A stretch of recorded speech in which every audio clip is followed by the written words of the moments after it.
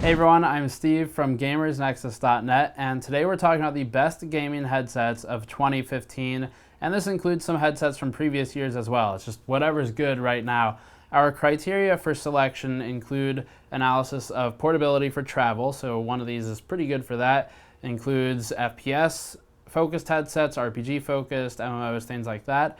And all of these have a microphone attached, so that would qualify them as the gaming headset category, and they're all between $50 and $220. That's our price range for today. Starting out at the low end, we have the $50 Plantronics Gamecom 780, which I reviewed the 788 maybe last year, and this is technically the 788, but it's the same headset as the 780. The 780 is currently available for $50. The refreshed version, which is this one with different colors basically, is about $20 more. But if you're gonna buy one or the other, just buy the 780 because it's the same thing and it's $50, which is a crazy good price for a headset of this quality. So the reason we like the 780 is because it has lasted us about 3 years now and it's used in production. So it's one of the headsets that is actively used every day on one of our workstations for one of the Gamers Nexus staff members. And it has survived quite a bit of abuse. It's still in perfect use. The mic still works properly. Everything's still good, which is a bar for headsets to reach because they are prone to breaking. So the 780's got good endurance. It's got superb mic quality, actually better than some of the $100+ options up here. And that's somewhat confusing to me. I don't know why other headsets can't match the mic quality, but either way, it's very good for Skype calls and things like that. And as far as the sound quality goes, it's pretty solid. You can get pretty far in games like Counter-Strike Go, which are really just a one-plane, two-dimensional soundscape where you've got basically horizontal sound emission. And if you start needing more spatial awareness, it's probably time to look at the higher-end headsets. If you want vertical accuracy and things of that nature, it's good to look into DTS or better Dolby support. Now this does have Dolby Surround, but we'll generally disable it for a lot of different applications because it kind of muddies the soundscape a little bit. It produces a overwhelming sense of ambient noise, which is undesirable for games like Counter-Strike Go, where you don't want ambient noise, all you want is footsteps and things of that nature. So either way, the 780 is a very good headset at $50, but if you step it up to the next level, there's the $68 SteelSeries Siberia V2, and this is a headset that's been around for quite a while, as the 780 has been. The Siberia V2 is pretty well known in esports environments. It sees a lot of use at conventions, at vendor booths, and it comes in numerous colors. It's a very simple headset that focuses just on gaming quality for things like MOBAs and FPS and MMOs and what have you, where you don't necessarily need the insane level of immersion that a $150 headset would provide, but you want a little bit more than a cheaper option would output.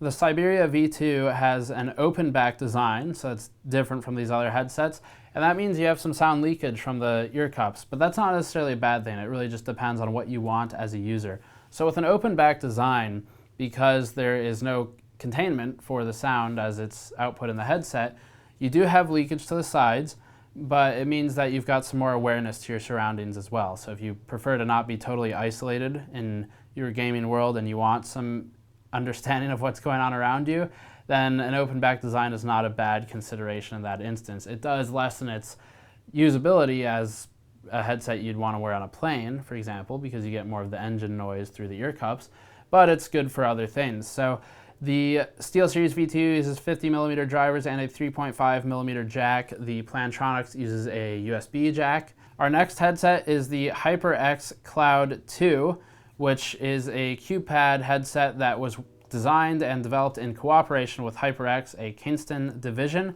And the HyperX Cloud 2 is something we reviewed previously and called one of the most versatile and travel-friendly headsets we've ever worked with.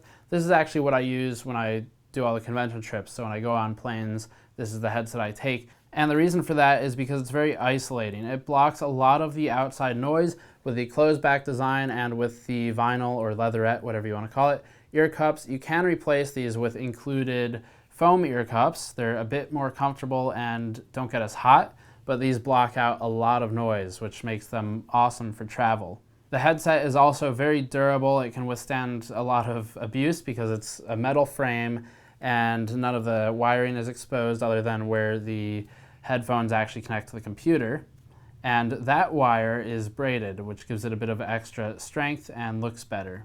The Cloud 2 makes one major change from the Cloud 1 headset, and that is that this version includes a 7.1 sound mixer in the form of a dongle that connects in line to the cable. And that has the Dolby Surround technology in it. You can toggle it with a button, and that adds some virtualization of your positional audio. The HyperX Cloud 2 is a $100 headset, and our next headset jumps up to $150, but it has a $130 variant. So this is my current favorite headset. It's what I'm using right now as I'm reviewing it, and it's the Corsair Void Wireless SE. There is a non-SE version which omits the inclusion of a wireless range extender. That's $130, so you lose $20 on the price in exchange for losing that wireless range extender. This headset is wireless, as I've just said a few times. It's also got RGB lights in it, so it's the first headset in our lineup to have RGB lights. If that's something that interests you, you can also disable them. If not, the headset connects to micro USB and then USB on the other side for charging, but you can use it wired if you run out of charge. However, in my testing so far, I found that the battery has lasted a little over 13 hours. It might push to 14, but I've gotten some beeps that indicate it will die soon in testing. So either way, more than 10 hours of battery life, and that is with the RGB lights and enabled and with constant use for music or games or microphone input.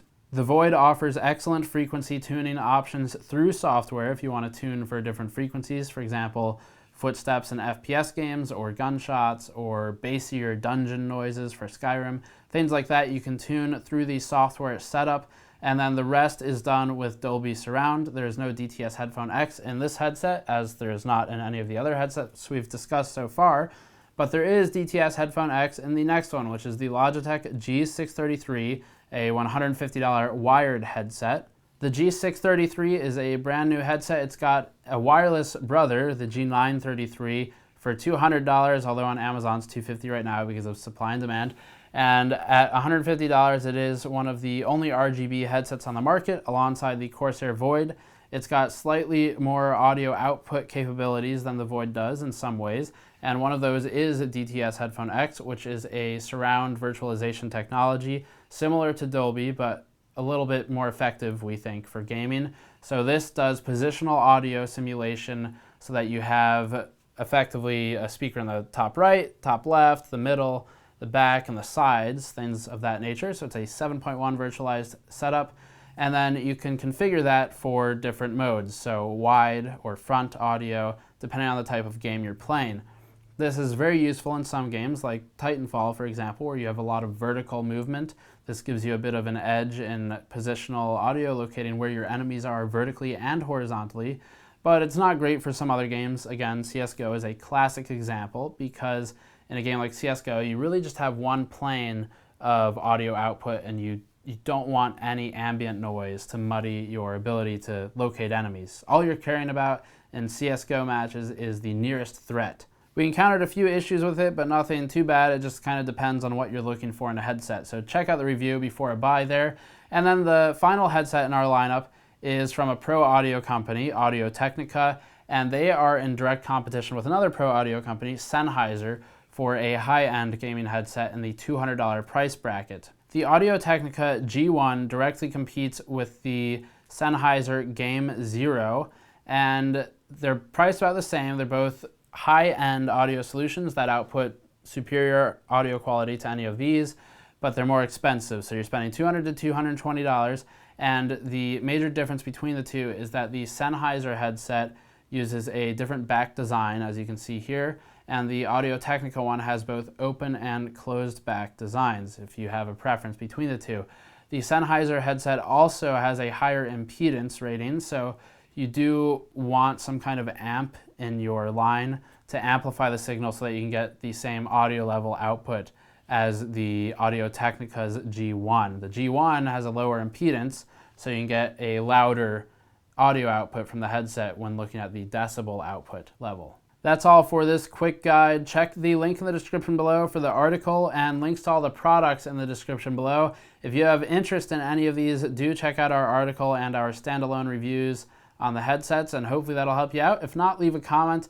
And as always, if you like this kind of content, check out our Patreon link in the post-roll video. Helps us out a lot, and I will see you all next time.